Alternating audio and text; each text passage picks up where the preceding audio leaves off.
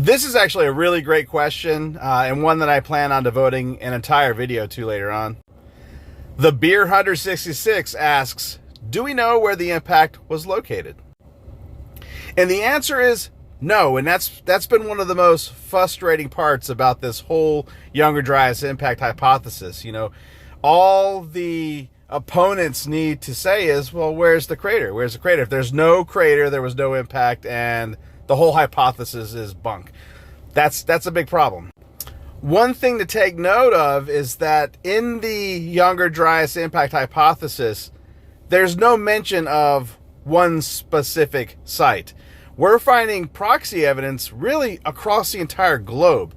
Really since 2007 until present day, they're finding more sites to test, and they're finding that there is a black mat layer. They're finding that there is proxy evidence right where it should be at the beginning of the Younger Dryas all around the world. So the running hypothesis has really always been that this was not a single event anyways.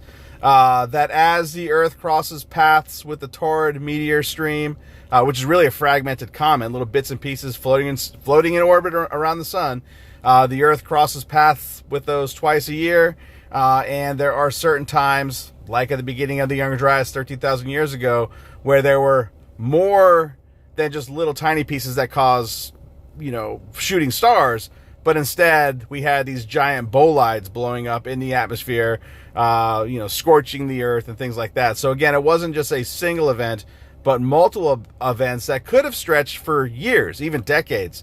And so that's important to realize, that it wasn't just one event. We're not looking for just one impact. Now, it does appear that the North American ice sheet did take a pretty significant amount of damage during the Younger Dryas, which means that there could have been bolides. There could have even been impacts into the ice, and there is some evidence there that could support that.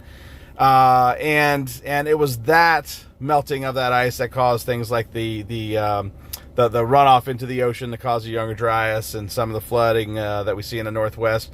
And again, this would have been a multiple event, not just one thing. And that's really important to remember. I will point out that the Hiawatha crater was discovered a few years back in Greenland. I've never personally thought that was part of the Younger Dryas. However, I have thought that it was part of a Pleistocene-aged event, which puts it back almost, at least 3 million years. There has been some studies recently that suggest that it was as old, 56 million years. I think that's a stretch, and there's some science to be done there. But yeah, keep in mind, multiple events, Younger Dryas.